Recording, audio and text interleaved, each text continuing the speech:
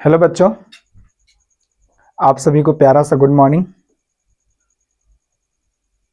चलिए class 10th का आज का चैप्टर मैथ में चैप्टर 3 लेकर के आए हैं। वह चैप्टर का नाम क्या है? दो चर वाले रैखिक समीकरण। चैप्टर का नाम क्या है? दो चर वाले रैखिक समीकरण। चलिए तो आप सब रेडी होंगे? चलिए कॉपी कलम लेकर के और बैठ जाइए। जो आज इस चैप्टर के बारे में हम लोग जानेंगे, ठीक है। और एग्जाम में एक प्रश्न जो है एक्स और वाई का मान ज्ञात करने के लिए आता ही है, तो हम लोग सीखेंगे भी, है ना। विलोपन विधि, प्रतिस्थापन विधि, है ना, और ग्राफीय विधि के अकॉर्डिंग किस प्रकार से समीकरण को हल करें, चलिए आज हम लोग सीखेंगे। चैप्टर नेम क्या है? दो चर वाले रैखिक समीकरण। दो चर वाले रैखिक समीकरण। दो चर वाले रैखिक समीकरण हम लोग को यह चैप्टर पढ़ना है। Linear pair of linear equation.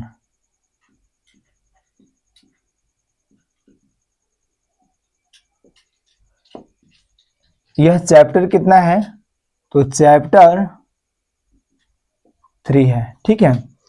तो इस अध्याय के बारे में हम लोग जानेंगे।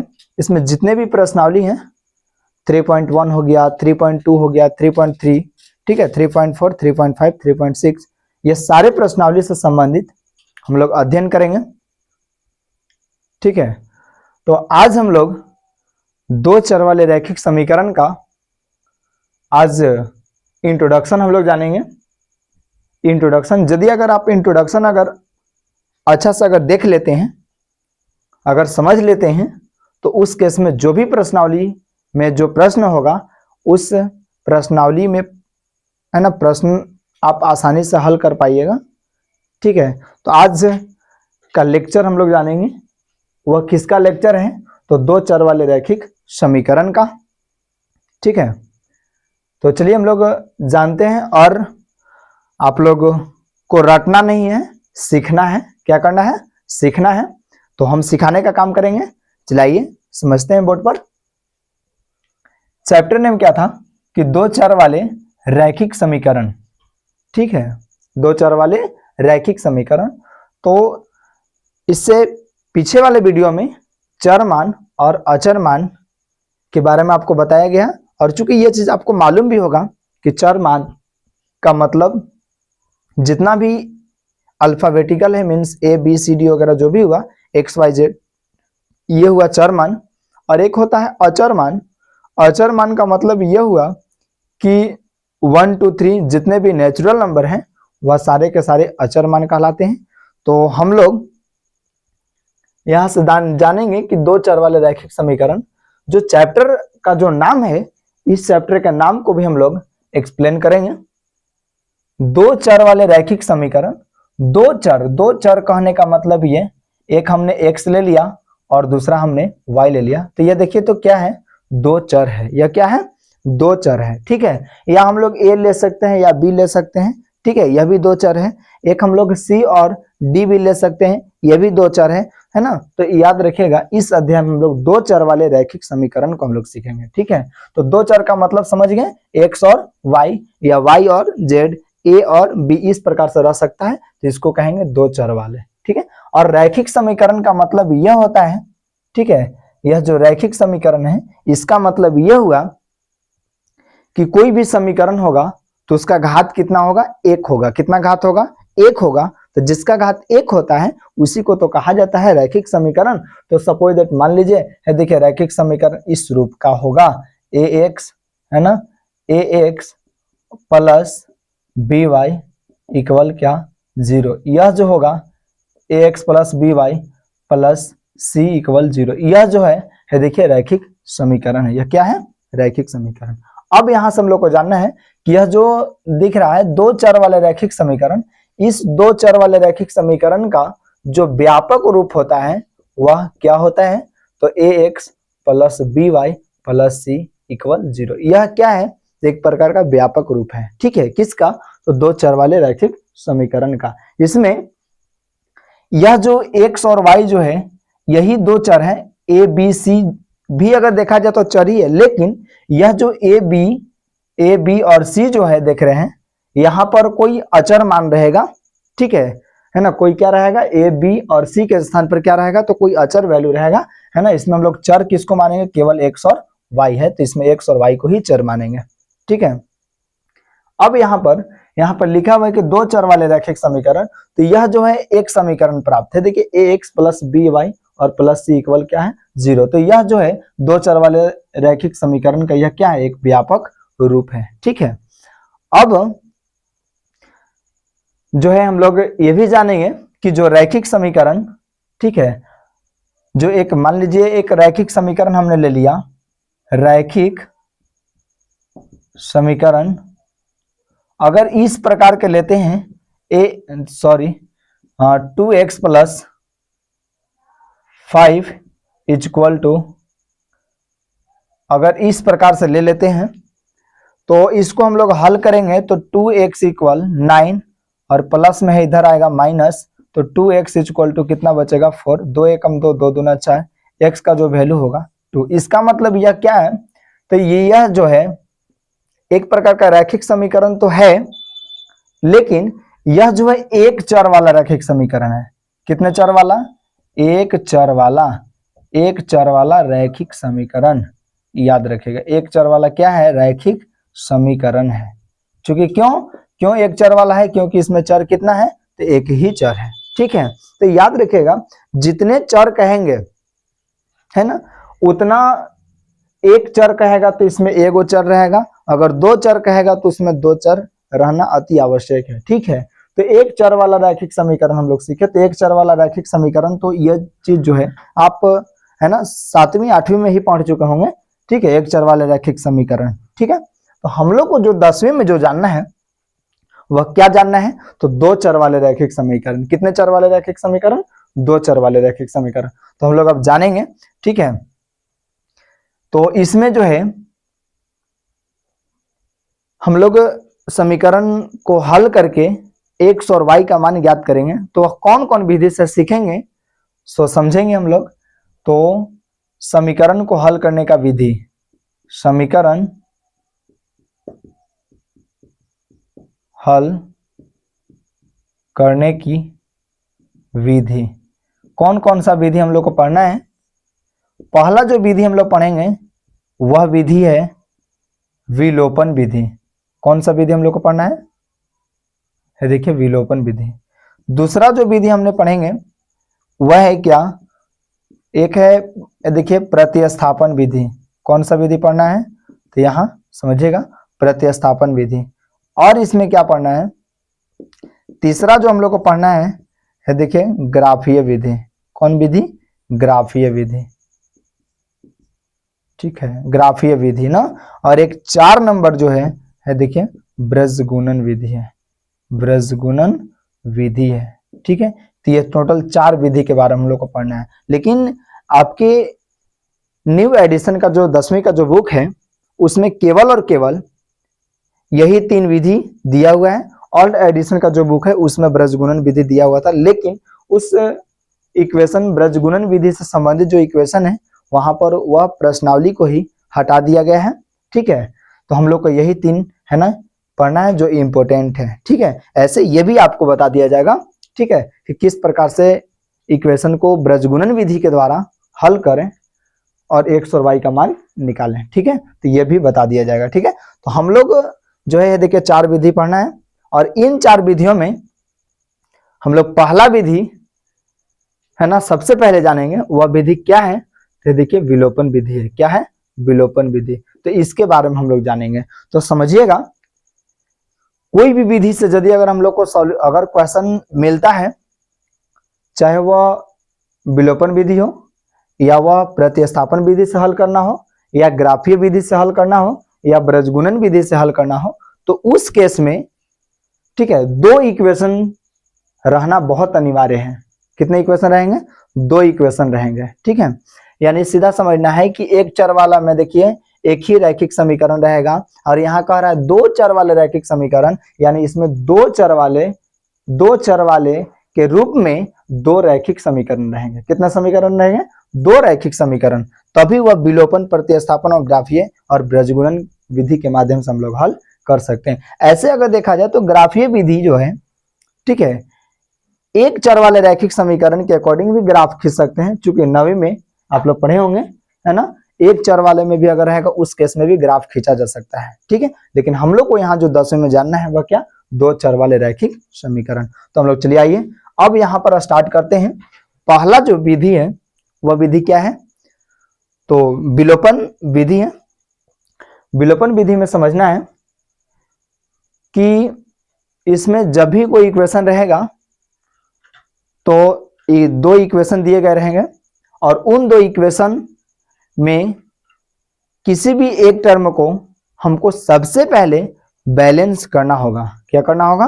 बैलेंस। अगर यदि इक्वेशन दिए गए इक्वेशन होंगे, अगर उस केस में दोनों अगर बैलेंस होंगे, मीन्स बैलेंस का मतलब है ना, इक्वेशन फर्स्ट में और इक्वेशन सेकंड में दोनों कोई भी एक टर्म अगर बराबर रहेगा तो उस केस में हम लोग आसानी से हल कर लेंगे, केवल और केवल साइन को चेंज करके।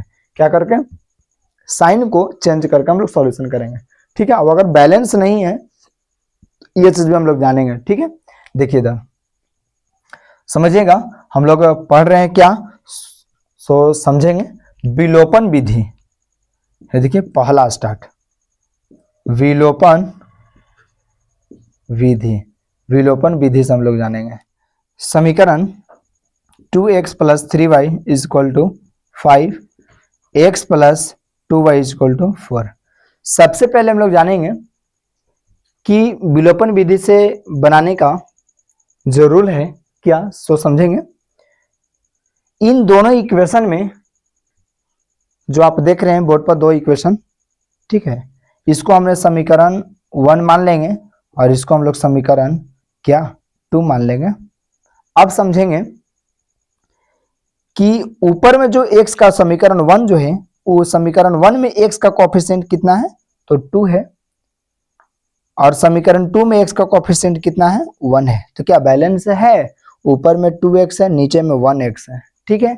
तो बैलेंस नहीं है, तो इसको हम लोग बैलेंस भी करेंगे। अब इसमें x वाला तो बैलेंस नहीं है, y वाला देखते हैं कि y वाला बैलेंस है या नहीं। क्या समीकरण 1 में y का कोएफिशिएंट 3 है और समीकरण 2 में y का कोएफिशिएंट कितना है? 2 है। तो बैलेंस नहीं ना है। जब बैलेंस नहीं है, x वाला भी हम देख लिए बैलेंस नहीं मिला, y वाला भी बैलेंस नहीं है, तो उस केस में करना क्या है? सबसे पहले हम लोग बैलेंस करेंगे। बैलेंस कैसे करेंगे सो समझेंगे। जो समीकरण 1 में x का जो कोएफिशिएंट है, अगर आप x के कोएफिशिएंट को अगर समीकरण 1 और समीकरण 2 में अगर आप बैलेंस करना चाहते हैं, बराबर करना चाहते हैं, तो x के कोएफिशिएंट से ही हम लोग ऊपर नीचे मल्टीप्लाई करेंगे। यानी समीकरण 1 का x का जो कोएफिशिएंट है यह समीकरण 2 में मल्टीप्लाई होगा और समीकरण 2 का जो x का जो कोएफिशिएंट है वह समीकरण 1 में मल्टीप्लाई होगा। तो यह x वाला टर्म दोनों में क्या आएगा? बराबर आएगा, ठीक है। क्या आएगा? बराबर। अब ऐसा ही नहीं है, ठीक है, कि हम लोग x वाला को ही केवल बराबर करके आप हल कर सकते हैं, नहीं, आप y वाला भी हल कर सकते हैं। ऊपर में y का कोएफिशिएंट कितना है? तो 3 है, तो नीचे में गुना है ना, और नीचे वाला y का कोएफिशिएंट 2 है, तो इस समीकरण 1 में गुना। लेकिन बैलेंस करना है तो दोनों में से किसी एक को ही बैलेंस करना है। या तो x वाला टर्म को आप बैलेंस कीजिए या फिर आप y वाला टर्म को बैलेंस कीजिए, ठीक है। दोनों में से किसी एक को ही बैलेंस करना है, ठीक है। नहीं, दोनों को बैलेंस नहीं करना है, ठीक है। दोनों को बैलेंस, दोनों को अगर आप बैलेंस कीजिएगा तो फिर अनबैलेंस ही होते जाएगा। क्या होते जाएगा? अनबैलेंस होते जाएगा, ठीक है ना। तो अब इसको बैलेंस कीजिएगा, तो बैलेंस कैसे? मल्टीप्लाई कर दीजिए ना 1 से 2x में, तो क्या आएगा? 2x, और 1 से 3y में तो 3y, और 1 से 5 तो 5 हो जाएगा, और 2 से 1x में तो ये हो जाएगा फाइनल कितना? 2x, और 2 दूना 4 हो जाएगा, और इक्वल टू 2 चौके 8। अब देखिए क्या x का टर्म बराबर हुआ, चूंकि हमने x का ही टर्म बराबर किए हैं, चूंकि x वाला कोएफिशिएंट से मल्टीप्लाई किए हैं, तो x वाला ही बराबर आएगा, ये ना कि y वाला बराबर आ जाएगा, ठीक है। तो अब यहाँ से देखिए बैलेंस हो गया। क्या हो गया? बैलेंस। जब बैलेंस हो गया तो अब यहाँ से आप आसानी से इस प्रश्न को आप हल कर सकते हैं, ठीक है। तो सबसे पहले हम लोग को सीखना क्या है? बैलेंस करना। बैलेंस करना आप लोग सीख लिए, ठीक है। एक और अभी हम समझाते हैं कि बैलेंस कैसे करें, ठीक है। तो हम लोग बैलेंस करने के लिए भी हम सिखा रहे हैं, ठीक है। तो एक और अभी समझेंगे। सपोज दैट ऐसा दिया हुआ है 3x plus 2y equal to, है ना, 5, और यहाँ दिया हुआ है 2x plus 5y equal to 6। इसमें भी क्या देखते हैं, क्या कोई टर्म बैलेंस है? बैलेंस है क्या कोई बैलेंस? ऊपर में समीकरण 1 में जो x का जो कॉफिशिएंट है, x का जो कॉफिशिएंट 3 है, और समीकरण 2 में x का कॉफिशिएंट 2 है, तो बैलेंस तो नहीं है, ठीक है। और समीकरण 1 में y का कॉफिशिएंट भी देखेंगे क्या बैलेंस है। y का कॉफिशिएंट ऊपर में 2 और नीचे में y का कॉफिशिएंट 5, तो बैलेंस तो नहीं है। अब यहाँ पर बैलेंस करेंगे तो हम बोले अभी जस्ट कि जिसको आप बैलेंस करना चाहते हैं 1 और 2 इक्वेशन में, ठीक है, तो उसी के कॉफिशिएंट से आप ऊपर नीचे मल्टीप्लाई कीजिए। समीकरण 1 का, है ना, समीकरण 1 का अगर y वाला आप बराबर करना चाहते हैं, y वाला टर्म को अगर बराबर करना चाहते हैं, तो समीकरण 1 का जो y का कॉफिशिएंट 2 है, यह समीकरण 2 में मल्टीप्लाई, और नीचे वाला समीकरण 2 में जो y का कॉफिशिएंट है वो समीकरण फर्स्ट में मल्टीप्लाई। जब मल्टीप्लाई कीजिएगा तो आपका बैलेंस हो जाएगा। देखिए, है ना, 5 तिहाई 15 हो जाएगा, और 5 दूना 10y, और 50 25, इसमें भी 2 दूना है, देखिए 4x, और 2 पचे 10y, और बराबर 2 छक 12। ये बैलेंस हो गया। अब बैलेंस हो गया तो ये आसानी से अब हल हो जाएगा। तो अभी हम आप लोग को केवल सिखा रहे हैं क्या, बैलेंस करने के लिए। क्या करने के लिए? बैलेंस इक्वेशन को करने के लिए, कि किसी भी एक टर्म को बैलेंस करना, है ना, जरूरी है, ठीक है। या x को बैलेंस कीजिए या y को बैलेंस कीजिए, किस रूल के अकॉर्डिंग चलेंगे तब, है ना, तो विलोपन विधि में ऐसा ही होगा, ठीक है। और ऐसा भी अब नहीं, है ना, ऐसा मल्टीप्लाई नहीं करना है कि एक आप x वाला टर्म को ऊपर में ले लिए, ऊपर वाला x का कोएफिशिएंट 3 है तो नीचे में मल्टीप्लाई कर देंगे, है ना। अब एगो x के लिए तो दूसरा y के ले लेंगे, तो y का कोएफिशिएंट 5 है तो ऊपर में, कभी भी ऐसे बैलेंस नहीं होगा, वैसे इक्वेशन सॉल्यूशन नहीं होगा, इसका फाइनल रिजल्ट भी नहीं आएगा, ठीक है। तो अब हम लोग यहाँ तक सीख लिए बैलेंस करने के लिए। जब बैलेंस करने के लिए अब आपको आ गया, तब इसके आगे आपको बताया जाता है नेक्स्ट स्टेप। चलिए, इक्वेशन विलोपन विधि से हम लोग चल रहे थे, ठीक है। तो वहां पर हम लोग सीख लिए बैलेंस कैसे किया जाता है, तो बैलेंस करने के लिए आपको बता दिया गया, ठीक है।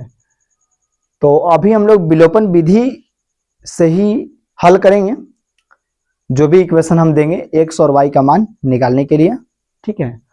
और एग्जाम में जो है आपको बोर्ड एग्जाम में एक क्वेश्चन आता है कि x और y का मान ज्ञात करने के लिए, क्या ज्ञात करने के लिए, x और y का मान निकालना है। तो x और y का मान निकालना है, तो अगर यदि आपको प्रश्न में रहता है कि x और y का मान निकालें, x और y का मान क्या होगा, है ना, तो उस केस में आपको जो विधि आपको इजी लग रहा है उस विधि का प्रयोग करके आप आसानी से हल कर लीजिएगा, ठीक है। ये नहीं कि टीचर से जाकर के पूछना है कि सर कौन सी विधि से आप हल करें क्वेश्चन को, तो ये चीज नहीं। हाँ, वहां पे लिखा हुआ अगर यदि रहता है कि विलोपन विधि से हल करें, या प्रतिस्थापन विधि से हल करें, या ब्रजगुणन विधि से हल करें, ठीक है, तो अभी उस केस में हम लोग हल कर सकते हैं जो विधि कहेगा। लेकिन कोई विधि नहीं जब लिखा हुआ रहेगा तो आप आसानी से किसी भी विधि का प्रयोग करके x और y का मान निकाल लीजिएगा, ठीक है। तो हम लोग चलिए सीखेंगे, है ना, आप समीकरण को हल करना, ठीक है। तो हम सारे इंट्रोडक्शन दे दिए थे कि 2 चर वाले रैखिक समीकरण, ठीक है, तो वह विलोपन विधि हो या प्रतिस्थापन हो या ब्रजगुणन हो या ग्राफीय विधि हो, ठीक है। तो इन 4 विधियों के माध्यम से हम लोग सीखेंगे, ठीक है ना, हल करेंगे। और याद रखिएगा जब भी कोई इक्वेशन रहेगा, है ना, तो 2 चर वाले रैखिक समीकरण में तो देखिए इस रूप में ही रहेगा, क्योंकि हम बता दिए कि 2 चर वाले रैखिक समीकरण का जो व्यापक रूप होगा ना, ये देखिए इसी रूप का होगा। यानी एक इक्वेशन ये हुआ, एक और इक्वेशन ऐसा ही रहेगा, ये देखिए ax plus by plus c equal क्या 0। तो इसका अलग अलग चेंज कर देंगे, इसमें a1 b1 c1, है ना, और इसमें a2 b2 और c2। ये जो आपको जो लोक रहा है, ये देखिए a1 b1 c1, है ना, और क्या है, देखिए a2 b2 और c2, यह सब जो है ना एक प्रकार का क्या है, तो ये देखिए वास्तविक संख्या है, मीन्स रियल नंबर है, क्या है, वास्तविक संख्या, ठीक है ना। तो अब हम लोग सीखेंगे विलोपन विधि से हल करने के लिए इक्वेशन को, ठीक है। तो पहला इक्वेशन है, कौन विधि से हल करना है, चूंकि हम लिख दे रहे हैं हेडिंग में ना, विलोपन विधि। कौन विधि, विलोपन विधि से इक्वेशन को हल करेंगे। कैसे, चलिए आइए जानते हैं। इक्वेशन दिया हुआ है, फर्स्ट क्वेश्चन दे रहे हैं 2x plus 3y is equal to 5 है, x plus 4y is equal to 2 है। चलिए इस इक्वेशन में हम लोग x और y का मान निकालेंगे। किस चीज का मान निकालना है, तो देखिए x का वैल्यू और साथ साथ y का वैल्यू निकालना है। तो कैसे निकालिएगा, चलिए समझेंगे। हम लोग कौन विधि से सीख रहे हैं, तो विलोपन विधि से, ठीक है। तो सबसे पहले विलोपन विधि में देखना है कि कोई बैलेंस है या नहीं। तो बैलेंस है, ऊपर में x का कोएफिशिएंट 2, नीचे में x का कोएफिशिएंट कुछ नहीं तो 1 होगा। ऊपर में y का कोएफिशिएंट 3, y का कोएफिशिएंट नीचे में 4 होगा। तो कोई बैलेंस नहीं है।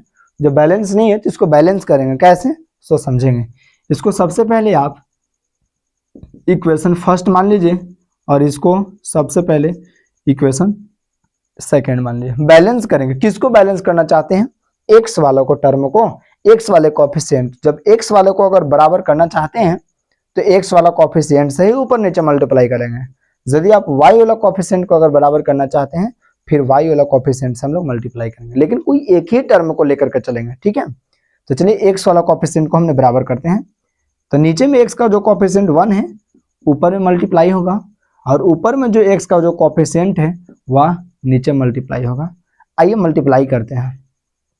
1 से 2x में मल्टीप्लाई करेंगे तो कितना है, देखिए 2x। 1 से 3y में तो 3y, और इक्वल टू 1 से 5 में 5।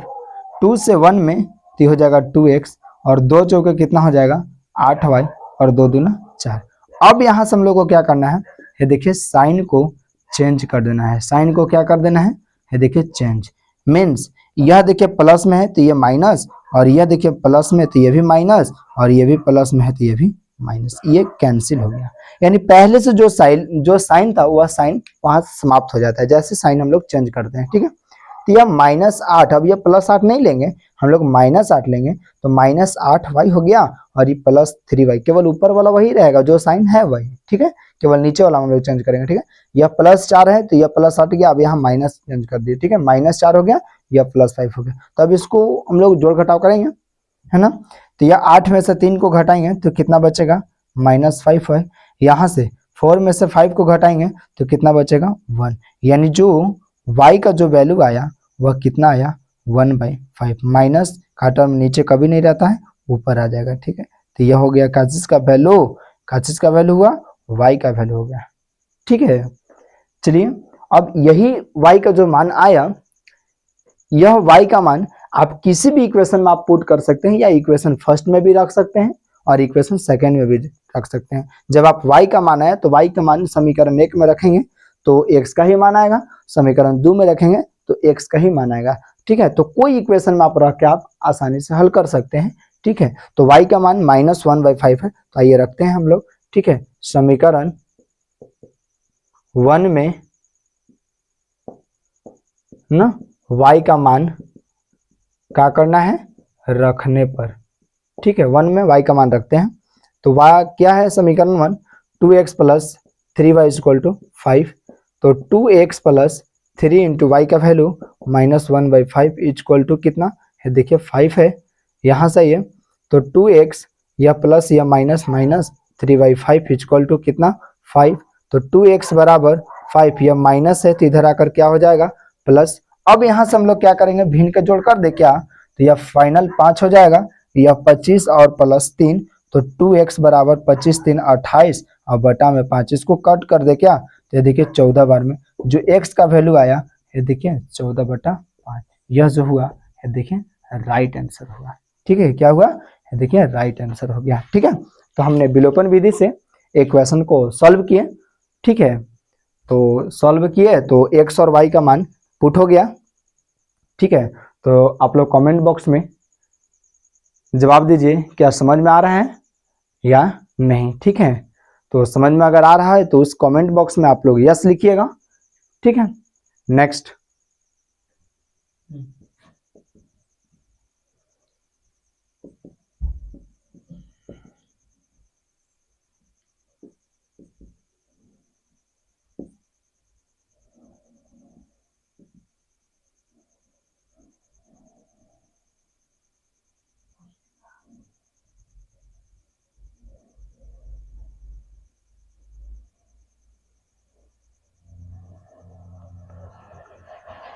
यह समीकरण है, इसमें भी हम लोग को x का मान और y का मान निकालना है।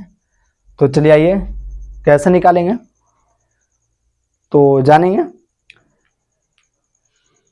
कि इस दोनों इक्वेशन में आप देखिए क्या कोई एक टर्म है जो बैलेंस है। बैलेंस दिख रहा है क्या? हाँ, हमें तो दिख रहा है बैलेंस। x वाला जो कॉफिशिएंट है बैलेंस है, ऊपर में x का कॉफिशिएंट 1 और नीचे में x का कॉफिशिएंट 1 है। तो इसको हम लोग समीकरण 1 मान लेंगे और इसको हम लोग क्या मान लेंगे, ये देखिए समीकरण 2 क्या मान लेंगे, तो समीकरण 2। ठीक है, तो चलिए समझेंगे। समीकरण 1 है 1x plus 3y equal to 8 और समीकरण 2 है 1x minus 2y equal to 13 है। तो इस केस में हम लोग को मल्टीप्लाई करने की जरूरत नहीं है ना, इसमें हम लोग डायरेक्ट हल करेंगे। 1x plus 3y equal to 8 और 1x minus 2y equal to कितना है, ये देखिए 13 है। चलिए हल करेंगे। केवल यहाँ पर हम लोग साइन को चेंज कर देंगे। क्या चीज को चेंज करेंगे? जब बैलेंस है तो इसमें कुछ करने की जरूरत नहीं है, केवल और केवल साइन चेंज कीजिए। यह प्लस तो यह माइनस, यह माइनस है तो यह प्लस और यह प्लस है तो माइनस। ये क्या हो गया? कैंसिल, मीन्स 1x में से 1x को सब्ट्रैक्ट करेंगे तो फाइनली 0 आएगा। और यहाँ 3y हो गया और यह माइनस था पहले, यह हटा प्लस आ गया तो 2y, तो यानी कितना हो गया 5। यह 13 में से 8 घटा देंगे तो देखिए माइनस 5 हो गया। यह 5 से 5 कैंसिल, मीन्स y का जो वैल्यू आया है देखिए कितना आया, -1। अब इसी y का मान हम लोग जो है समीकरण 1 और समीकरण 2 दोनों में से किसी भी इक्वेशन में आप रख के हल कर लीजिए। तो समीकरण 1 में का चीज का मान रखना है, y का मान रखने पर तो 1x plus 3y equal to 8। तो 1x प्लस 3 इंटू वाई का वैल्यू कितना, -1 इक्वल 8 है। तो 1x प्लस माइनस माइनस यह 3 एकम 3 हो जाएगा। ठीक है, और इक्वल टू में 8। तो 1x इक्वल टू 8 या माइनस इधर प्लस, तो x इक्वल टू 8 और 3 11, ये 1 है तो नीचे आ सकता है, इसको लिखना है लिखिए, नहीं तो यही आंसर हो गया। ठीक है, तो यह जो निकला है देखिए x का वैल्यू निकला। किसका वैल्यू निकला? x का वैल्यू निकला। ठीक है, चलिए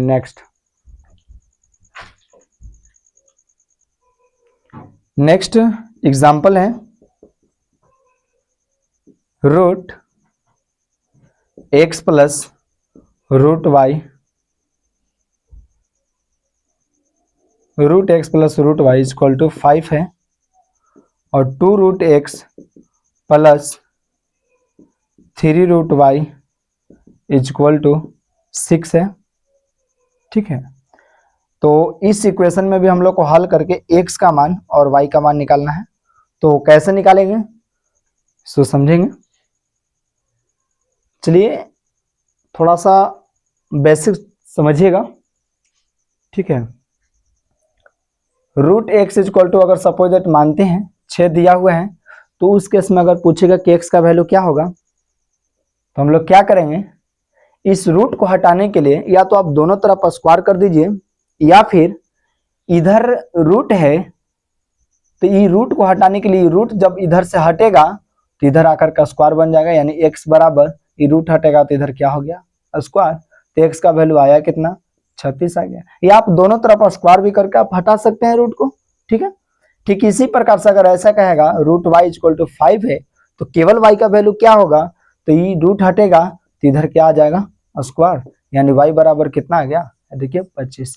तो लास्ट जब इस प्रश्न को हम लोग हल करेंगे तो लास्ट में ऐसा ही पुट होगा, ऐसा ही आएगा, तो उस केस में x और y का मान आसानी से आप हल कर लीजिएगा। चलिए आइए हम लोग देखते भी हैं, है ना। यह समीकरण इसको हम लोग क्या मानेंगे, 1 हो गया, और यह समीकरण है देखिए हम लोग क्या मान लेंगे 2 हो गया। ठीक है, अब यहाँ पर बैलेंस तो कोई नहीं है, ऊपर में रूट x है यानी 1 रूट x है, नीचे में 2 रूट x है, तो ये बैलेंस तो नहीं है, तो हम लोग बैलेंस करेंगे। जो रूट x का जो कॉफिशिएंट कितना है 2, ऊपर में मल्टीप्लाई, ठीक है, और ऊपर में रूट x का कॉफिशिएंट 1 है तो नीचे मल्टीप्लाई। आइए मल्टीप्लाई करते हैं। अब यह 2 है और यह 1√x है, तो ये रूट में नहीं ना है, ठीक है, यह रूट में नहीं है, यहाँ भी जो रूट में नहीं है तो उसको रूट में जो नहीं है उसको उसी के साथ मल्टीप्लाई, तो यह भी रूट में नहीं, यह भी रूट में नहीं है, तो 2 एकम 2√x, √2 से देखिए रूट वाई में, सॉरी 2 से रूट वाई में, तो 2√y इक्वल टू 2 × 10, यहाँ ये 2√x और प्लस 1 से 3 में, तो 3√y और इक्वल टू 6। आइए साइन को चेंज करना है, यह प्लस तो माइनस, यह माइनस तो प्लस, यह माइनस है ना, प्लस तो माइनस, ये कैंसिल, यह जो कितना हुआ है देखिए -√y, ठीक है, 3 में ले 2 जाएगा तो -√y, यहाँ आएगा कितना, तो देखिए कितना आ गया 4 आ गया, तो यहाँ से √y इक्वल टू यह माइनस उठ के इधर ला दें, तो देखिए ला दिए -4 हो गया, केवल y का वैल्यू, ये रूट हटेगा तो -4 पर क्या चढ़ेगा स्क्वायर, यानी जो y का जो वैल्यू आया -4 का स्क्वायर करेंगे तो कितना है देखिए 16 आ गया, कितना आ गया 16 आ गया। अब y का ना वैल्यू आया है 16, तो अब हम लोग किसी भी इक्वेशन में आप रख के हल कर लीजिए। समीकरण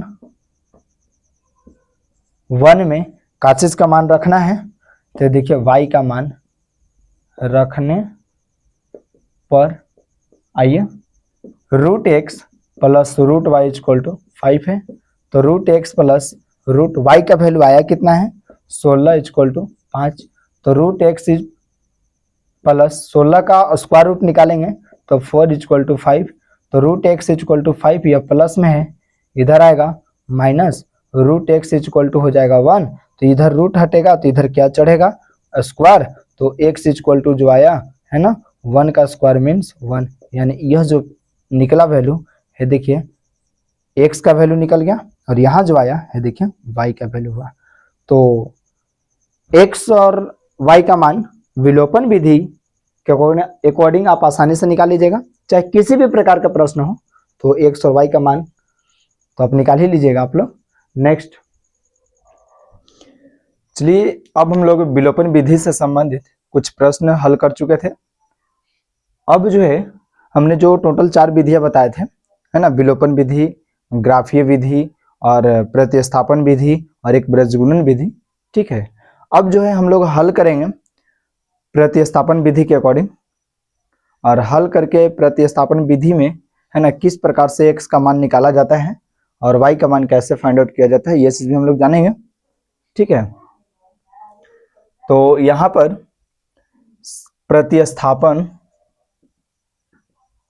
प्रतिस्थापन विधि से हम लोग हल कर रहे हैं अब, ठीक है। मान लीजिए कोई भी एक इक्वेशन दिया हुआ है, ठीक है, और उस इक्वेशन में x और y का मान हल करेंगे, तो वह इक्वेशन क्या है x plus 2y equal to 4 और 2x plus y equal to 5, इस प्रकार का इक्वेशन है। तो इसमें हम लोग प्रतिस्थापन विधि के अकॉर्डिंग हम लोग x और y का मान निकालेंगे, कैसे सो समझिए, ठीक है। चलिए इसको सबसे पहले हम लोग है देखिए समीकरण 1 मानेंगे, और इसको जो दिया हुआ है देखिए इसको सब है ना, इसको हम लोग समीकरण 2, हम लोग समीकरण 1 और समीकरण 2 यहाँ पर मान लिए। अब जो है इन 2 इक्वेशन हमने माना, और इन 2 इक्वेशन में से किसी भी एक इक्वेशन से हम लोग आगे बढ़ना है, या तो आप समीकरण 1 से आगे बढ़ सकते हैं या समीकरण 2 से आप आगे बढ़ सकते हैं। तो सपोज दैट चलिए हम समीकरण 1 से हल करते हैं, तो समीकरण 1 से चलेंगे, क्या है x plus 2y equal to 4 है, तो यहां से हमने x का वैल्यू निकाल लिया, तो x इक्वल टू क्या 4, यह प्लस में उधर जाएगा, तो ये देखिए 2y, तो यह जो ये देखिए x का मान है, इसको हम लोग समीकरण है देखिए कितना मान लिए, यहाँ 3 मान लिए, ठीक है, यह समीकरण क्या हुआ 3। अब जो है ये जो आपने x का मान ज्ञात किया है, यह x का मान अब समीकरण 1 से हम लोग निकाले हैं, तो समीकरण 1 में ही x का मान इसमें पुट नहीं करेंगे, यदि अगर आप उसी में अगर इस समीकरण को अगर पुट करते हैं तो इस केस में देखिए यही आएगा, ठीक है। तो अब जो है समीकरण 1 से अगर x का मान निकालिएगा तो समीकरण 2 में x के मान को पुट करेंगे, अगर यदि समीकरण 2 से अगर x का मान निकालिएगा तो समीकरण 1 में x का मान पुट करेंगे। तो हम लोग देखेंगे समीकरण 1 से चल रहे हैं, तो समीकरण 1 से चलें तो यहाँ पर x बराबर आया 4 - 2y आया, यह समीकरण जिसको हम लोग क्या मान लिए 3 मान लिए, कितना मान लिए 3। अब जो है यह समीकरण जो 3 है इसको 2 में रख देते हैं, ठीक है। तो यहां से समझेंगे समीकरण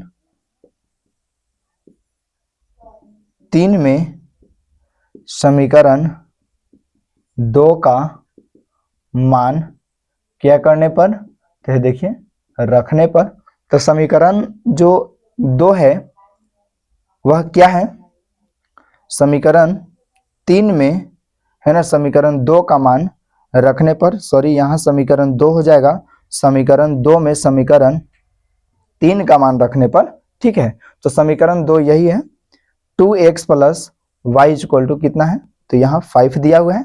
अब जो है यहाँ से हम लोग आगे बढ़ेंगे, कैसे, तो 2 यहाँ पे x है, तो x का हमने वैल्यू ज्ञात कर चुके हैं कितना, तो देखिए x बराबर कितना है, तो 4 माइनस है देखिए 2y है, और प्लस में क्या y इक्वल टू कितना है ना, इक्वल टू, तो इक्वल टू जो है देखिए समीकरण जो 2 है कितना है, तो यहाँ 5 है। तो अब यहाँ से हम लोग हल करेंगे, ठीक है, इससे मल्टीप्लाई कर देंगे, है ना, 2 चौके 8 हो जाएगा, और 2 दूना 4y और प्लस y इक्वल टू 5। तो 8 और 4y में से 1y को यहाँ कुछ नहीं तो 1y होगा, है ना, इतना में से इतना को अगर सब्ट्रैक्ट करते हैं तो उस केस में -3y और इक्वल टू कितना हो जाएगा, तो देखिए 5 -3y इक्वल टू यह 5, यह प्लस में है, इधर आएगा है देखिए माइनस, और -3y इक्वल टू घटेगा तो यह -3, यह माइनस कट गया, 3 से 3 कैंसिल, यानी y का जो वैल्यू आया ये देखिए कितना आया, ये देखिए 1 निकल के आया, ठीक है। यह y का मान अब हम लोग किस में पुट करेंगे, तो जो आपके सामने जो y का मान हमने निकाला है उस y का मान है देखिए समीकरण 3 में अब हल कर देंगे तो x के मान आसानी से निकल जाएगा, ठीक है। तो चलिए आइए हम लोग करते हैं, समीकरण 3 में का चीज का मान रखेंगे, अब y का मान रखेंगे, ठीक है। y का मान रखने पर समीकरण 3 में हम लोग को का चीज का मान रखना है, तो y का मान रख देना है, तो x बराबर निकल जाएगा, समीकरण 3 है क्या, x equal to 4 minus 2y, तो x equal to 4 minus 2 into y का वैल्यू आया कितना है, तो देखिए 1 है, तो x इक्वल टू 4 माइनस 2 एकम 2, यानी x का जो वैल्यू आया 4 में से 2 को सेपरेट कर देंगे ना, तो देखिए x का वैल्यू कितना आ गया, तो देखिए 2 आया। यह जो है देखिए राइट आंसर है। तो हमने x और y का मान जो निकाले ये किसके अकॉर्डिंग निकाले हैं, तो याद रखिएगा प्रतिस्थापन विधि के अकॉर्डिंग, ठीक है। प्रतिस्थापन विधि के अकॉर्डिंग हमने है ना दिए गए समीकरण को यदि हल किए तो x और y का मान निकल गया। तो इस प्रकार से हम लोग प्रतिस्थापन विधि से अगर यदि समीकरण को हल करने के लिए कहेगा बोर्ड एग्जाम में तो ऐसे ही हम लोग हल करेंगे, ठीक है ना, समझ में आ गया। चलिए नेक्स्ट आगे बढ़ते हैं। नेक्स्ट क्वेश्चन हम लोग बनाएंगे वह किस विधि से, तो हमने एक प्रश्न आपके सामने हम हल कर चुके हैं प्रतिस्थापन विधि के अकॉर्डिंग, तो एक और प्रश्न जो है हम लोग बनाएंगे, ठीक है। और याद रखिएगा यह जो है एग्जाम में एक क्वेश्चन आता है x और y का मान निकालने के लिए, ठीक है। अगर कोई विधि नहीं लिखा हुआ है तो उस केस में आप किसी भी विधि का प्रयोग करके आसानी से आप हल कर लीजिएगा। अब अगर यदि लिखा हुआ है कि वह विलोपन से हल कीजिए या प्रतिस्थापन विधि से हल कीजिए तो उस केस में उसी विधि का आप है ना यूज कीजिएगा, या विलोपन कहेगा तो विलोपन के अकॉर्डिंग ही हल करना है, और प्रतिस्थापन कहेगा तो प्रतिस्थापन के अकॉर्डिंग ही हम लोग हल करेंगे, ठीक है। तो चलिए आइए हम लोग जानते हैं। तो आप सबको जितने भी जो भी प्रश्न हमने हल कर रहे हैं तो समझ में आ रहा होगा, ठीक है। तो आप लोग मन लगा करके जो है वीडियो को है ना साइलेंट मोड में आप लोग होकर के और पढ़ाई कीजिए, तो आप लोग को जो है एक एक शब्द है ना उसके बारे में समझाया जाएगा, और आप लोग जो है काफी जो है शेयर कीजिए, लाइक कीजिए, ठीक है, ताकि इससे हमें भी मोटिवेशनल हो सके, ठीक है। तो चलिए आइए हम जानते हैं सेकंड क्वेश्चन। इस प्रकार का एक क्वेश्चन है, 2x minus 3y by 4 equal to 5 है, और x plus 2y by 3 equal to 2 है। तो इस केस में भी हम लोग प्रतिस्थापन विधि से कैसे हल करेंगे तो जानिएगा। चलिए आइए देखते हैं। पहले इस इक्वेशन को जो है आप ठीक है कैसे कीजिएगा सो समझेंगे। इसके नीचे कुछ नहीं है तो 1 तो जरूर होगा, हाइड होगा नहीं, छिपा हुआ है। तो 4 और 1 का हमने एलसीएम लिया तो देखिए 4 हो गया और 1 से 4 में डिवाइडेड किए तो 4 आया, 4 से 2 में मल्टीप्लाई तो देखिए कितना आ गया 8x और माइनस 4 एकम 4 यानी 3y और इक्वल टू कितना 5। ठीक है, अब यहाँ से क्या हो जाएगा 8x minus 3y equal to यहाँ से क्रॉस मल्टीप्लीकेशन करेंगे तो 5 चौके क्या हो जाएगा 20। यह जो है देखिए समीकरण 1 हमने प्राप्त कर लिया। जिस तरीका से हमने बताए हैं उस रूप में ही समीकरण को हम लोग क्या कर दिए ढाल दिए। और यह भी मालूम है आप लोगों को कि इसमें जो भी व्यापक रूप जो होते हैं देखिए इस रूप का ही होता है तो समीकरण इस रूप में ही है ना रहेगा। तो आप आसानी से 2 चर वाले रैखिक समीकरण को विलोपन या प्रतिस्थापन या किसी भी अन्य विधि का प्रयोग करके आप आसानी से हल कर लीजिएगा। नेक्स्ट है इसमें भी हम लोग इस समीकरण को भी हम लोग इसी रूप में ढालेंगे तो इसके नीचे भी कुछ नहीं तो एक होगा एलसीएम ले लेंगे तो देखिए 3 है ना, यहाँ पर 3x और प्लस 3 एकम 3 यानी 2y और इक्वल टू क्या है देखिए 2 है। अब यहाँ से 3x plus 2y equal to यहाँ से क्रॉस कर देंगे तो देखिए 6 हो गया। यह जो निकला ना है देखिए समीकरण 2 और ये समीकरण 1। अब तो आपको लगता भी है कि अभी आप लोग बना दीजिएगा क्वेश्चन तो आप लोग जो है जब बन जाएगा तो आप हमसे भी फास्ट है ना इस क्वेश्चन को हल करते हैं, देखते हैं आंसर कौन देता है। ठीक है, तो चलिए ये देखिए समीकरण 1 और समीकरण 2 हमने प्राप्त कर दिया। तो यहां से चलेंगे अब है ना समीकरण 1 से। समीकरण 1 है क्या तो 8x minus 3y equal to कितना है 20 है। तो यहाँ से 8x बराबर 20 या माइनस है तो उधर जाकर के क्या हो जाएगा प्लस, तब x बराबर 20 प्लस है देखिए 3y बाई कितना हो जाएगा तो यह 8 हो जाएगा। तो इस समीकरण को हमने क्या मान ले तो देखिए समीकरण 1 2 हो गया तो इस समीकरण को हम लोग क्या मान लेंगे देखिए 3 मान लेंगे।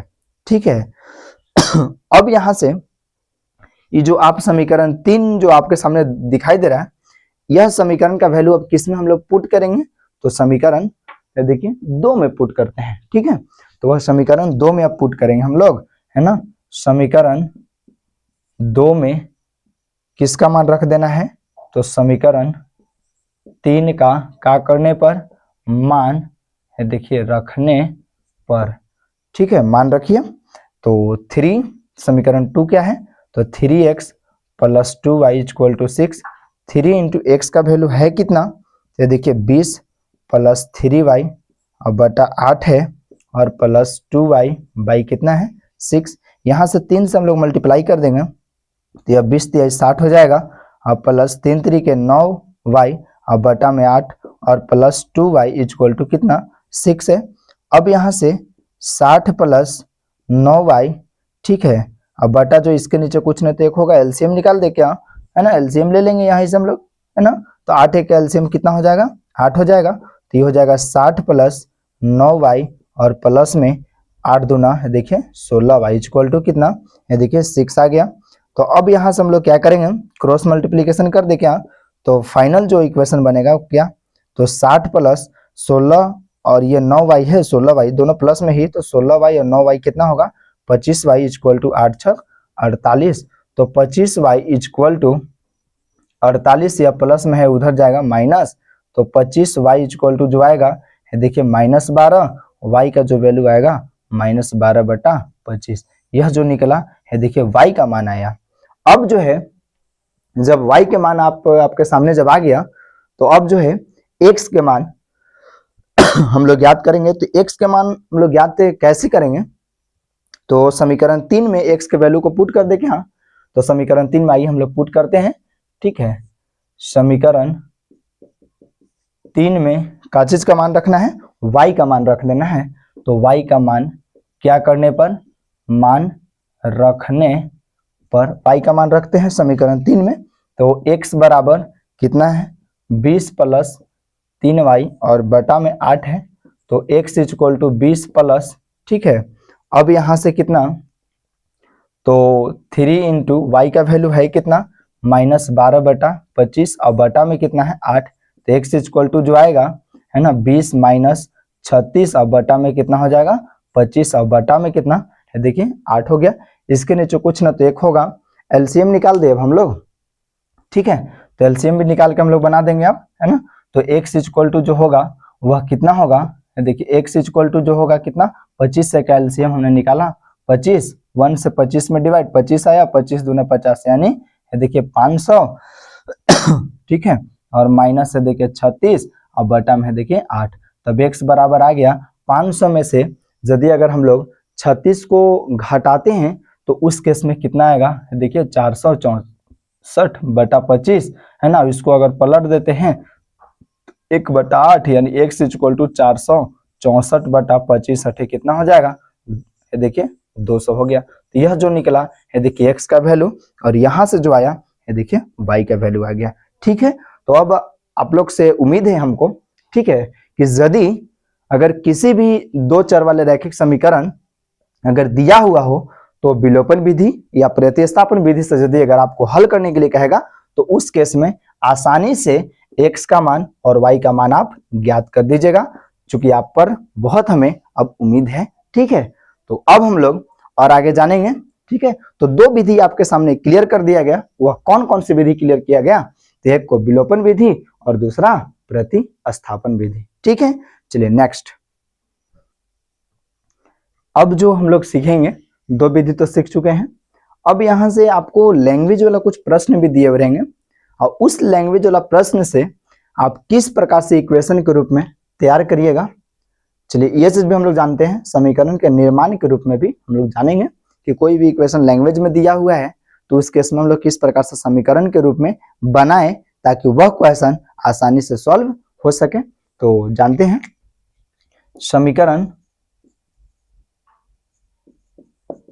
का निर्माण कैसे, यदि कोई क्वेश्चन अगर लैंग्वेज में हो तो उस केस में तो समझिएगा, मान लीजिए सपोज दैट जो क्वेश्चन रहता है वह क्वेश्चन है लैंग्वेज में कैसा, तो हमने लिया कि 2 दर्जन, देखिए लैंग्वेज का क्वेश्चन है, 2 दर्जन कॉपी, 2 दर्जन कॉपी और 3 दर्जन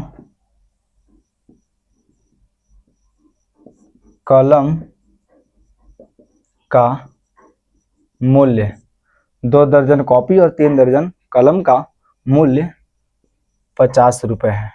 तो पहले इससे हम लोग इक्वेशन को तैयार करेंगे, ठीक है। तो यहाँ पर जो प्रश्न है लैंग्वेज में जो क्वेश्चन रहेगा इसी रूप का रहेगा और काफी इससे बड़ा लैंग्वेज में रहेगा। तो चलिए इससे हम लोग जान जाएंगे कि इक्वेशन कैसे तैयार करते हैं।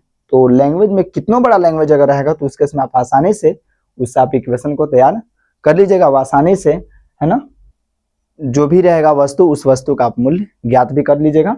चलिए जानते हैं 2 दर्जन कॉपी और 3 दर्जन क्या है कलम, ठीक है, का मूल्य है कितना 50 रुपया। तो अब यहाँ पर कह रहा है कि दोनों मिला करके समझिएगा, 2 दर्जन कॉपी को लेकर के और 3 दर्जन कलम को लेकर के क्या रुपया है, टोटल 50 रुपया है। तो हमको तो मालूम नहीं है कि पर दर्जन, है ना, कॉपी का मूल्य क्या होगा और पर दर्जन कलम का मूल्य क्या होगा। तो चलिए देखते हैं। तो हम लोग सबसे पहले लैंग्वेज में जो क्वेश्चन रहेगा यह 10वीं के लिए इतना हम लोग विस्तृत रूप में पढ़ रहे हैं, ठीक है। अगर यदि यही कॉम्पिटेटिव का अगर यदि क्लास अगर करते होंगे तो उस केस में इसके लिए काफी शॉर्ट, है ना, बताया जाएगा, लेकिन हम लोग 10वीं लेवल से पढ़ रहे हैं तो थोड़ा सा, है ना, लॉन्ग तो जाएगा ही। चलिए जानते हैं। तो मान लेंगे, माना कि 1 दर्जन, ठीक है, 1 दर्जन कॉपी का जो मूल्य है वह कितना होगा, है देखिए 100 रुपए होगा, 100 रुपए। ठीक इसी प्रकार 1 दर्जन कलम का जो मूल्य है वह कितना है, तो देखिए 22 रुपया है। हमको मान करके हम लोग चले हैं कि 1 दर्जन कॉपी का जो मूल्य है 100 रुपया है और 1 दर्जन कलम का मूल्य 22 रुपया है। जब आपको किसी भी एक चीज का अगर पता लग जाता है तो उस केस में आसानी से कितनों वस्तु होगा तो उस केस में उस सभी वस्तुओं का आप मूल्य वगैरह जो भी है ना, वो सब आप ज्ञात कर लीजिएगा। ठीक है, तो जब हम लोग को 1 दर्जन कॉपी का मूल्य हमने x मान लिया है, तो यहाँ प्रश्न में कहता है कि 2 दर्जन कॉपी का मूल्य कितना होगा, तो 1 दर्जन कॉपी का मूल्य x रुपया, तो 2 दर्जन कॉपी का मूल्य 2 दर्जन, ठीक है, कॉपी का मूल्य कै रुपया होगा, तो देखिए 2x हो गया, है ना। और इसी प्रकार कह रहा है 3 दर्जन कलम का मूल्य, जब 1 दर्जन कलम का मूल्य y रुपया है तो 3 दर्जन कलम का मूल्य कै रुपया होगा। ठीक है, तो यहाँ पर हो जाएगा 1 दर्जन का y, तो 3 दर्जन का कितना, तो 3y रुपया हो गया। अब यहाँ से आगे क्या कहता है कि 2 दर्जन कॉपी और 3 दर्जन कलम दोनों को मिला करके क्या रुपया है, ये देखिए 50 रुपया है। तो यहाँ से 2 दर्जन कॉपी का मूल्य 2x और 3 दर्जन कलम का मूल्य 3y, तो यह देखिए कि इक्वेशन तैयार हुआ क्या, 2x प्लस 3y, दोनों कॉपी को और कलम को मिला दिए, है ना, तो उस केस में टोटल कै रुपया हुआ, ये देखिए, है ना, 2x plus 3y equal to 50 रुपया। तो इस प्रकार से लैंग्वेज का क्वेश्चन को, ठीक है, हम लोग समीकरण के रूप में ज्ञात करेंगे। जब ऐसा समीकरण अगर ज्ञात हो जाएगा तो उस केस में आसानी से एक और समीकरण जिसमें और लैंग्वेज में दिया हुआ रहता है क्वेश्चन, तो एक और समीकरण हम लोग तैयार करते हैं और आसानी से, है ना, x और y का मान निकालते हैं। मीन्स जो x और y का जो मान आता वह क्या आता, पर दर्जन, ठीक है, पर दर्जन या पर वस्तु का मूल्य निकल कर आ जाता है। ठीक है, तो लैंग्वेज का जो क्वेश्चन रहता है तो आसानी से तो समीकरण आप ज्ञात कर ही लीजिएगा। चलिए अब हम लोग नेक्स्ट आगे बढ़ते हैं। कुछ लैंग्वेज का प्रश्न और ऐसा भी रहेगा, अंश और हर के रूप में भी रहेगा। ठीक है, तो उससे हम लोग कैसे इक्वेशन के रूप में तैयार करें ये चीज भी जानेंगे। ठीक है, तो नेक्स्ट है कि यदि हम अंश में एक जोड़ दें, यदि हम अंश में एक जोड़ दें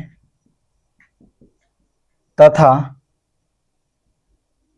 हर में एक घटा दें तो भिन्न क्या होगा, भिन्न क्या होगा। तो इस रूप में भी हम लोग को ऐसा भी इक्वेशन मिलेगा। ठीक है, और कैसे हम लोग समीकरण के रूप में तैयार करेंगे ये चीज जानते हैं। यदि हम अंश में एक जोड़ देते हैं, ठीक है, और हर में एक क्या कर देना है, घटा देते हैं, तो हमारा भिन्न क्या होगा, भिन्न क्या होगा। भिन्न का मतलब यह होता है, ठीक है, भिन्न का मतलब यह हुआ कि जो अंश बटा हर के रूप में होता है, जो अंश बटा हर के रूप में होता है उसको क्या कहते हैं, देखिए भिन्न कहते हैं। ठीक है, तो इस रूप में हम लोग को ज्ञात करना होगा। तो यहां से समझेंगे, यदि हम अंश में जोड़ देते हैं तो अंश तो हम लोग को पता नहीं कि वह अंश क्या है कि उसमें एक जोड़े, और हर में एक घटा दे तो किसमें से हर में, है ना, किसमें से हम लोग एक को घटा दें, ठीक है, ये तो पता नहीं है। तो हम लोग सबसे पहले क्या करेंगे, मान लेंगे। ठीक है, माना कि, है ना, हम लोग सीख रहे हैं क्या, तो इक्वेशन तैयार करने के लिए हम लोग सीख रहे हैं। ठीक है, कि यदि अगर लैंग्वेज में अगर ऐसा प्रश्न रहता है तो उस केस में आप किस रूप में आसानी से, है ना, इक्वेशन को तैयार कर लीजिएगा और आसानी से क्वेश्चन को सॉल्व भी कर लीजिएगा। ठीक है, तो ये चीज हम लोग सीख रहे हैं अभी, है ना। तो मान लेते हैं, माना कि जो अंश है वह क्या, x, तथा जो हर है वह क्या है, देखिए y। जब हमने मान लिया कि अंश x है और हर y है तो उस केस में बताइएगा भिन्न क्या होगा। तो भिन्न जो होता है अंश बटा हर के रूप में ही होता है। तो भिन्न जो होता है देखिए अंश, है ना, अब बटा हर के रूप में होता है। ठीक है, तो भिन्न क्या प्राप्त होगा, तो भिन्न जो प्राप्त होगा, ठीक है ना, तो भिन्न क्या प्राप्त होगा सो समझेंगे। भिन्न, और प्रश्न में यदि हम अंश में एक जोड़ दे तथा हर में एक घटा दे तो भिन्न, सॉरी रुक जाइएगा, भिन्न एक में बदल जाता है, एक में क्या हो जाता है, बदल जाता है। ठीक है, ऐसा है, तो हम लोग जानेंगे, है ना। तो अंश बटा हर, तो अंश हमने कितना है, अंश कितना मान लिए हैं, तो देखिए x है, और हर कितना मान लिए हैं, y है। अब यहाँ पर अंश में एक जोड़ देते हैं, तो अंश में हमने जोड़ दिया एक, और हर में एक घटा देते हैं, तो हमने एक घटा दिया, ठीक है। तो भिन्न हमारा क्या प्राप्त होता है, तो देखिए एक में बदल जाता है। तब यहाँ से हम लोग समीकरण कैसे तैयार करेंगे, सो समझेंगे। x plus 1 equal to y minus 1 से हमने 1 में मल्टीप्लाई करेंगे, यानी 1 इंटू वाई माइनस 1, ठीक है। तो x प्लस 1 इक्वल टू 1 से इसमें फाइनल मल्टीप्लाई करेंगे, तो देखिए वाई माइनस 1 ही हो जाएगा।